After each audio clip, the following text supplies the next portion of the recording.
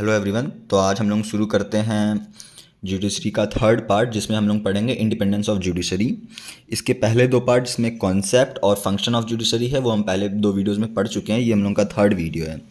तो स्टार्ट करते हैं वीडियो, ठीक है। For free functioning of judiciary it is absolutely essential that the judiciary must be free from any pressure और influence from executive and legislature. देखिए, अब independence of judiciary के लिए हमको ये ध्यान रखना पड़ेगा कि जो हमारा जुडिशरी है उस पर किसी भी टाइप का प्रेशर या इन्फ्लुएंस ना हो एग्जीक्यूटिव और लेजिस्लेचर से। अब एग्जीक्यूटिव क्या है, जैसे मान लीजिए कोई आईएएस ऑफिसर या आईपीएस ऑफिसर या कैबिनेट मिनिस्टर, इन लोगों से कोई भी प्रेशर या इन्फ्लुएंस ना हो। या जो लेजिस्लेचर यानी जिसको हमने जो पीपल्स के रिप्रेजेंटेटिव हैं उनसे कोई प्रेशर ना हो, और जजेस अपना डिसीजन बिल्कुल इंडिपेंडेंटली ले सकें, इम्पार्शली ले सकें, ठीक है।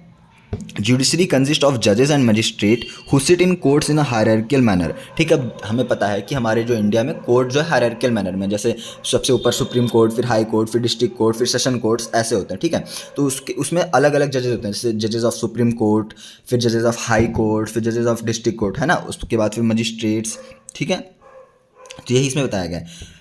Judiciary must be given A special sphere clearly separated from that of executive and legislature. मतलब कि जुडिशरी को एक अलग सा स्फेयर देना चाहिए, एक एक्स्ट्रा पावर्स देनी चाहिए उसको इंडिपेंडेंट रखने के लिए, है ना। और इनको अलग रखने के लिए एग्जीक्यूटिव और लेजिस्लेचर से, ठीक है। There are certain conditions through which independence of judiciary is maintained. कुछ कंडीशंस हैं जिनसे हम जुडिशरी की इंडिपेंडेंस मेंटेन करते हैं, ठीक है। क्या है? चॉइसेस ऑफ जजेस। अब आप सोचिए कि अगर किसी भी जज का अपॉइंटमेंट कैसे होता होगा, ठीक है। अगर मान लीजिए कैसे कैसे कर सकते हैं, पहले हम ये देखते हैं, ठीक है।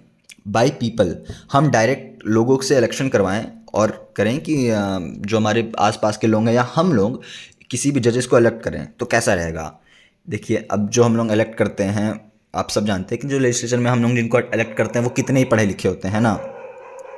तो अगर हम ऐसे लोगों को जुडिशरी में बैठा देंगे तब तो वो सत्यानाशी कर देंगे, है ना। जुडिशियल डिसीजंस तो बिल्कुल ही नहीं ले पाएंगे, क्योंकि उनके पास वो स्किल, लॉ की जो स्किल होती है वो उनके पास नहीं होगी। तो हम बाय पीपल उनको इलेक्ट या अपॉइंट नहीं कर सकते जजेस को। फिर आता है बाय लेजिस्लेचर। अगर जो हमारे पीपल के रिप्रेजेंटेटिव हैं, है ना, लेजिस्लेचर में बैठे हैं, अगर वो इलेक्ट करें तो कैसा रहेगा।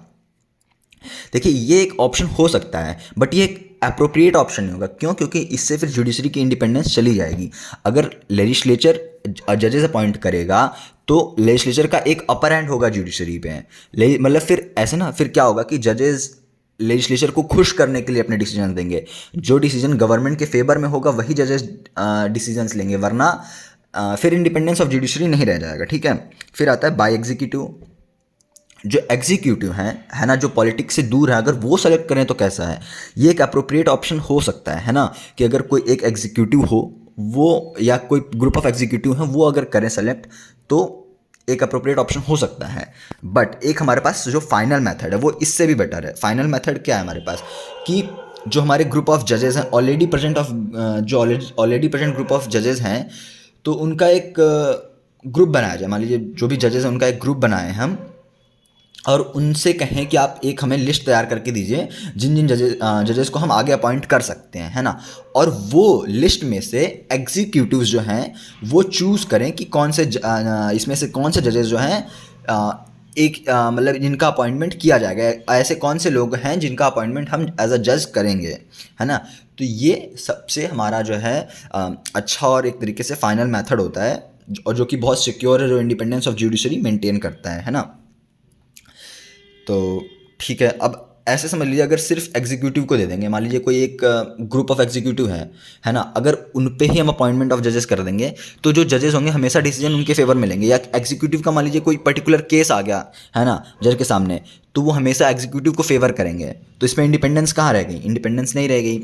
इसलिए सिर्फ एग्जीक्यूटिव या सिर्फ लेजिस्लेचर या सिर्फ बाय पीपल से हम इलेक्शन करवाएंगे तो वो अप्रोप्रिएट नहीं रहेगा। अब आते हैं ऐसे हम रिमूवल ऑफ जजेस पे।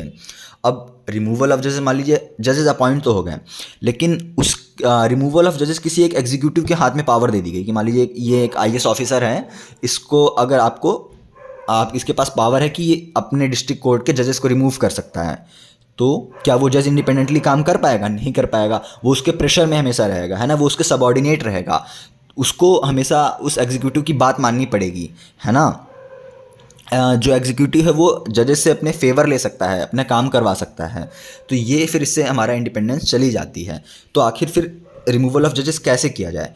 तो रिमूवल ऑफ जजेस में जो इंडिया में है कि इंडिया में क्या कर सकते हैं, तो इसमें ना इस जुडिशरी को इंडिपेंडेंट रखने के लिए इंडिया में क्या किया गया कि जजेस का जो इम्पीचमेंट होता है या उनका रिमूवल होता है वो बहुत हार्ड प्रोसेस कर दिया गया है। क्या प्रोसेस है इसमें कि आपको 2/3 मेजॉरिटी जो है लेजिस्लेचर में भी होनी चाहिए, मतलब लेजिस्लेचर मतलब लोकसभा में भी होनी चाहिए और राज्यसभा में।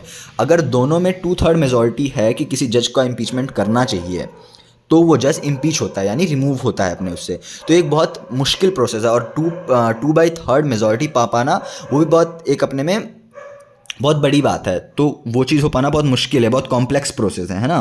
तो इससे भी हम एक तरीके से इंडिपेंडेंस ऑफ जुडिशरी मेंटेन करते हैं। फिर आता है टेन्योर ऑफ जजेस।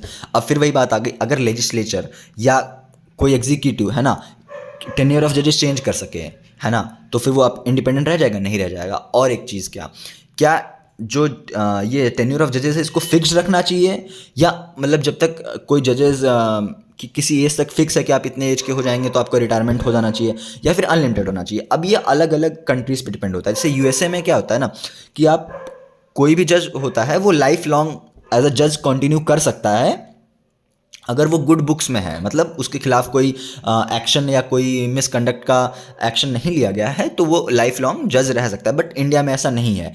इंडिया में 60 हाई कोर्ट के लिए 62 ईयर्स और सुप्रीम कोर्ट के लिए 65 ईयर्स एज मैक्सिमम होती है कि इस एज के बाद आप नहीं कर सकते। अब इसका देखिए इंडिया में ऐसा क्यों किया गया है।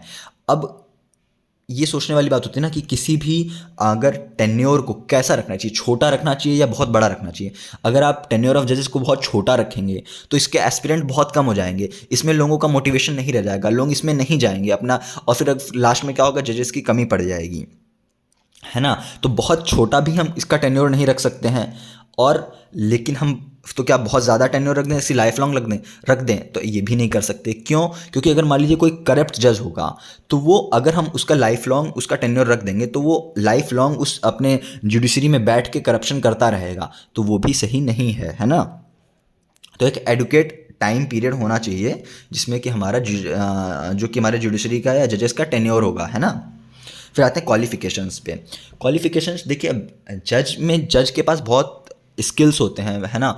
ऐसा नहीं है कि आप जो जजेस होते हैं वो बिल्कुल मतलब बस एडवोकेट हो गया, पढ़ाई लिखाई करके बस पहुंच गया, ऐसा नहीं होता। इनके पास बहुत सी स्किल्स होती हैं, एडिक्वेट की स्किल्स होती हैं ना।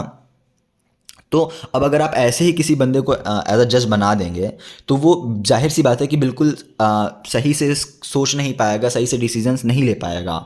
तो ये बहुत इंपॉर्टेंट है कि जुडिशरी के इंडिपेंडेंस के लिए आपको क्वालिफाइड स्किल्ड पर्सन्स अपॉइंट करे जाएं, है ना। फिर आता है service salary and service conditions. अब सैलरी कैसी होनी चाहिए? अब भाई बहुत ज़्यादा सैलरी दे देंगे तो भी भाई आपको बजट भी तो मेंटेन करके रखना है अपनी गवर्नमेंट का, है ना। और या बहुत कम दे देंगे तो फिर वही बात है कि मोटिवेशन नहीं रह जाएगा लोगों के, उसके लिए जुडिशरी में कोई जाना नहीं चाहेगा। तो सैलरी कैसी होनी चाहिए? एडिक्वेट अमाउंट ऑफ होनी चाहिए जिसमें हम जजेस सर्वाइवल से ज़्यादा कर सकें, अपने लाइफ को मेंटेन कर सकें, ठीक है। और सैलरी फिक्स होनी चाहिए। अब मान लीजिए कि अगर सैलरी किसी जज की सैलरी अगर लेजिस्लेचर में डिसाइड हो रही है तो क्या होगा? क्या होगा कि अगर जुडिशरी कोई डिसीजन लेजिस्लेचर के खिलाफ लेती है या गवर्नमेंट के खिलाफ लेती है तो उसमें लेजिस्लेचर में अपने वो बिल पास कर सकते हैं जिससे वो जजेस की सैलरी कम कर दें। तो इससे क्या होगा? ये जुडिशरी का इंडिपेंडेंस नहीं रह जाएगा। तो जजेस की सैलरी फिक्स्ड होनी चाहिए, है ना। और फिक्स्ड होनी चाहिए इसका मतलब ये नहीं कि बढ़नी ही नहीं चाहिए, इतनी रहेगी ज़िंदगी भर, है ना। उनको अप्रेजल्स मिलने चाहिए टाइम टू टाइम, उनके मतलब उनके अगर कोई अच्छे जजमेंट हैं तो उस पर उनको अप्रेजल मिलना चाहिए, ठीक है। और फिर इसमें कुछ और पॉइंट्स आते हैं जैसे कि पोस्टिंग्स और ट्रांसफ़र। इसमें पोस्टिंग और ट्रांसफ़र कैसे? अगर लेजिस्लेचर या एग्जीक्यूटिव डिसाइड करे कि इनका पोस्टिंग या ट्रांसफ़र होगा, किसका नहीं होगा। मान लीजिए अब कोई जज है ना, किसी पर्टिकुलर एरिया का जज है, मान लीजिए डिस्ट्रिक्ट कोर्ट का जज है, वो कुछ एक्शन लेता है ना, कुछ एक्शन लेता है जो कि एग्जीक्यूटिव के खिलाफ है, और एग्जीक्यूटिव के हाथ में ये पावर है, या मान लीजिए एग्जीक्यूटिव यहाँ पे आईएएस ऑफिसर है, ठीक है, आईएएस के पास वो पावर है कि वो उसकी पोस्टिंग कर सकता है, उसका ट्रांसफ़र कर सकता है किसी ऐसी जगह पे जहाँ पे मतलब जिसके एनवायरमेंटल कंडीशंस अच्छी नहीं है। तो इससे क्या होगा? जुडिशरी की इंडिपेंडेंस रह जाएगी? नहीं रह जाएगी। तो उसकी जजेस की पोस्टिंग्स और ट्रांसफ़र को इंडिपेंडेंट रखना है, जो उसके सुपीरियर जज हैं सिर्फ वही कर सकें उसका, या कोई एक पर्टिकुलर बॉडी हो, है ना, जो उसके पोस्टिंग से ट्रांसफ़र कर सके, तो इससे क्या होगा, जजेस की या जुडिशरी की इंडिपेंडेंस बनी रहेगी। No legal practice after retirement. अब अगर जज मान लीजिए कोई हाई कोर्ट का जज या सुप्रीम कोर्ट का जज अपने रिटायरमेंट के बाद अगर प्रैक्टिस करता है, तो अब मान लीजिए कोई एक हाई कोर्ट का जज है, अब वो हाई कोर्ट में रिटायर होने के बाद 62 ईयर्स के बाद वो 63 ईयर से क्या कर सोचता है कि मैं चलो प्रैक्टिस करता हूँ हाई कोर्ट में, है ना।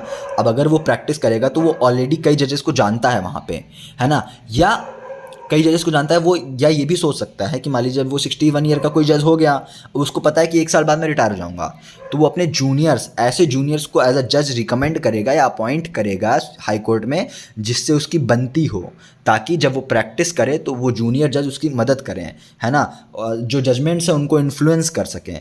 तो इसलिए ये रूल होता है कि no legal practice after retirement. अब इसमें भी एक रूल है कि जैसे हाई कोर्ट का जैसे जज है ना, तो वो उसके लोअर कोर्ट में कर सकता है। जैसे हाई कोर्ट का है तो वो डिस्ट्रिक्ट कोर्ट में या किसी पर्टिकुलर सेशन कोर्ट में वो प्रैक्टिस कर सकता है ना, वहाँ कोई दिक्कत नहीं है। सॉरी, जो हाई कोर्ट का है वो सुप्रीम कोर्ट में प्रैक्टिस कर सकता है। अगर डिस्ट्रिक्ट कोर्ट का जज रिटायर होने के बाद वो हाई कोर्ट में प्रैक्टिस कर सकता है, सुप्रीम कोर्ट में प्रैक्टिस कर सकता है ना। और सुप्रीम कोर्ट का जज वो कहीं भी प्रैक्टिस नहीं कर सकता है। ठीक है, चलिए ठीक है, थैंक यू।